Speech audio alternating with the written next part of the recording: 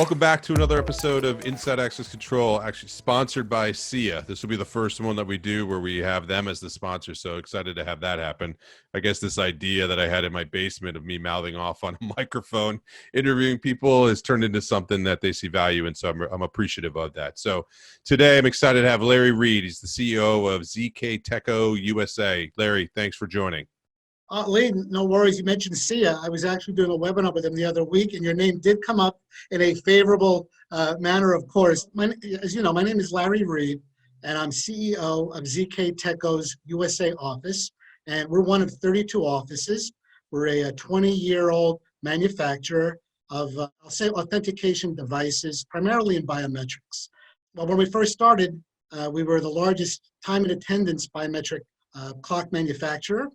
Because as you can imagine, when especially in China, when they started really getting crazy with the industry and all the production, they had a lot of hourly wage employees. And of course, when hourly wage employees cheat one another, it can be very expensive paying them unearned wages. And some of these Chinese companies, they employ 100,000 employees, 200,000 employees. So biometrics finally first found a real return on their investment in time and attendance. And so for about 15 years, that pretty much is what we focused on, a variety of different models using biometrics. We have fingerprint clocks and face clocks. And then about 5-6 years ago, we realized, no one really knows us. We're under the hood of some major payroll software companies, some major time and attendance software companies, but no one ever really knew ZKTeco. So about, I say 5 or 6, closer to 7 or 8 years ago, we got into access control. And we are now a manufacturer of a very comprehensive access control product line. We've got traditional door access systems that everyone's familiar with, and then, of course, biometrics. We have face recognition, fingerprint recognition, palm vein recognition, and that business was doing very nicely. We have about 3,000 dealers across the U.S., and of course, we're sold all over the world. But as you know now, with COVID-19, someone decided that body temperature detection is a great way to prevent anyone who perhaps may be infected with some kind of bug to enter their premise. Unintrusive, they could just have a light go off if someone appears with an elevated body temperature, or we could actually lock down a turnstile or gate or door. So where we are today is we have body temperature detection combined with our face recognition devices.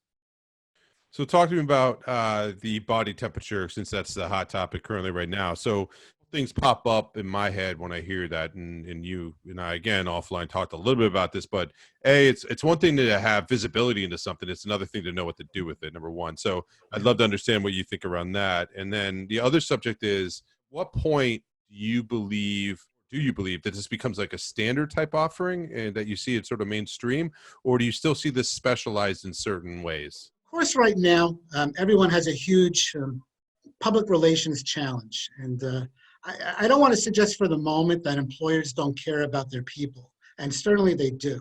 But the urgency really is, how do we even open up business? How do we instill confidence in the government and in our own employees and, of course, customers, that they want to come back? Because without customers, there's no business. So at least right now, as far as for an optics perspective, everybody needs to show that they're doing something.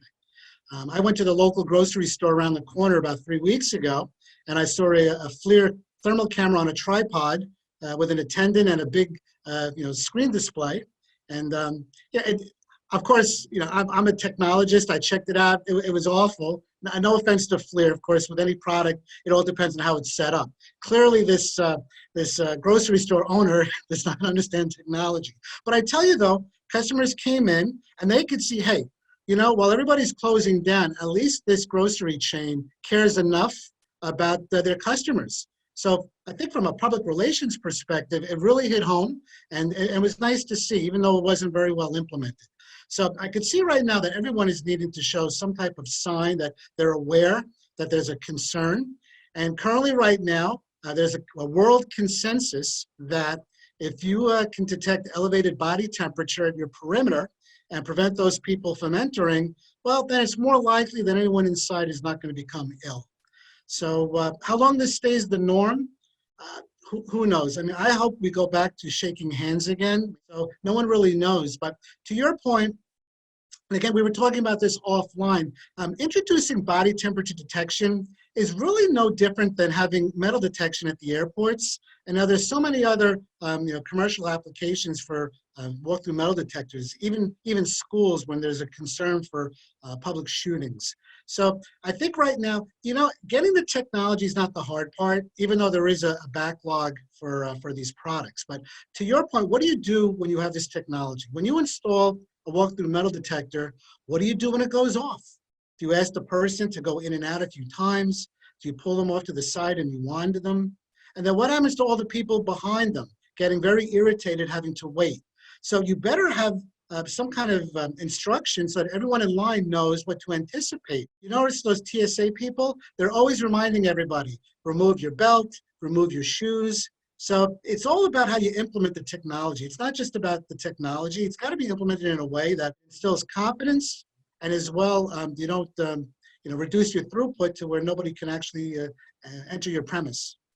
Yeah, what's interesting is that it reminds me back from my audio video days when digital signage first came out, and it was a hot item to just put any information up. But now you can see how this might be some aspect of digital signage to give people a sense of comfort, like you were saying, to be able to know that it's okay to come into the place. It may not mean you're any safer or not, I don't know, but it does scare me a little bit to think of from the ethical point of view, right? So, I mean, this thing could go into rabbit holes all day long, but it makes you wonder too, like false readings and like Yeah, that type of sure. stuff and how people Yeah, get I mean, treated. if you're the best customer at that restaurant and all of a sudden you get pulled aside because you have an elevated temperature, that's probably not good for business. Like to your point, it's always the technology is not the challenge. We're we've got some very smart engineers at ZKTeco and all of my competitors. But what do you do? I can't tell you. It's so sad. Schools now are buying up walk-through metal detectors, and they really don't know how to implement them. And I can't tell you how many of our integrators tell us they'll go visit a school to see how the metal detectors have been implemented, and they end up in the closet because Yeah. the school had available budget. They bought them all up. They must have tried to install them, but I guess maybe it slowed down the traffic of the kids coming through, or maybe too many things were going, setting up the metal detector. And so they just became frustrated. They took all that really good technology and they put it in the closet. And the sad part is, as a manufacturer, we want our products used. If our customers are not using our products, then they don't buy more, they don't give us good reviews, and it really hurts us. So it's really important to make sure that you have some kind of policy in mind when you're going to implement these products. And we've even begun giving some ideas about levels of intrusiveness. And we suggest at the very, very least, if you want to give that confidence to your employees and the customers, simply attach a body temperature detection device, maybe just like an LED, and it will light up, but the people come in and go, regardless. And then you can, try to add one more layer at a time, which makes it slightly more intrusive. For instance, perhaps not, instead of just letting the people come in, if it goes off, you have them walk over to the reception desk. You make a sign, if the light goes off, please approach reception. Then another level might be, if the light goes off, please call our HR person. And then the next level might be, I'm sorry, but the door will not release. Please phone the following person, and then you can eventually have full-blown integration with your back office access control system. So there are many different ways to implement this where one has less risk of offending anybody. Interesting because we see the same thing that happens within safety, right? When we were talking about security, now you mix health and safety on top of it, and some of the same processes have to be used. It's just applied differently, and now you're bridging into more like almost like personal, like where before it was okay if someone was going to get physically hurt, you could see that, so you could stop them. Frankly, you could tackle them, and you were allowed, and like it was okay in the vein of safety. Now Sure. it's health. Yeah, because I even think as a consumer, I understand now the restaurants are going to start, having people seat further apart from one another. But still, as a consumer, even though, of course, listen, we all know that you could be the carrier of any type of virus, and you can infect people without having body temperature. So no one should be claiming that these devices prevent the spread of infection. It's just another added layer that gives you that confidence that it's less likely. Because you and I know, I laugh amongst everyone in my office and customers. We all remember our moms used to tell us as little kids, look both way before you cross the street. Now, still today, that's good advice. And if you're out living on a farm, you're probably not going to get hit by a car. If you're living in New York City, well, you probably will get hit by a car. So now, as you go into restaurants and gymnasiums, or you go to work, it does make sense if you can easily and not much for much more money, measure someone's body temperature detection. I personally would feel better entering that premise, whether it's a gymnasium or a restaurant, or so I don't see a reason why this is not the start of the new norm. Yeah, I think it's going to happen. It's going to be here to stay. It's just the application of it, like you said, and then the policies that go around it. So if people want to find out more about your product and get in touch with you and have a conversation, where's best to do that? Yeah, I would just encourage everyone, please do come to our website, www.ZKTecoUSA.com. And also, please do check out our YouTube channel, where we have several videos demonstrating this technology, so they could see it. And we also have repeated live demos throughout the day. Of course, during this lockdown period we're going through, no one can really visit anyone, but we have live online demos so people could just see how the technology works. And we're quite candid. We like to educate people on what they should be looking for. ZKTeco is not the only company with this technology, but we want to help educate customers and understand what should they be looking at in this type of solution. So we really are taking a consultative approach. And Lee, I thank you. I only became familiar with you just a few weeks ago, but you've just been a tremendous source of information for all of us, not just end users, but also integrators and manufacturers. So I thank you for what you're doing.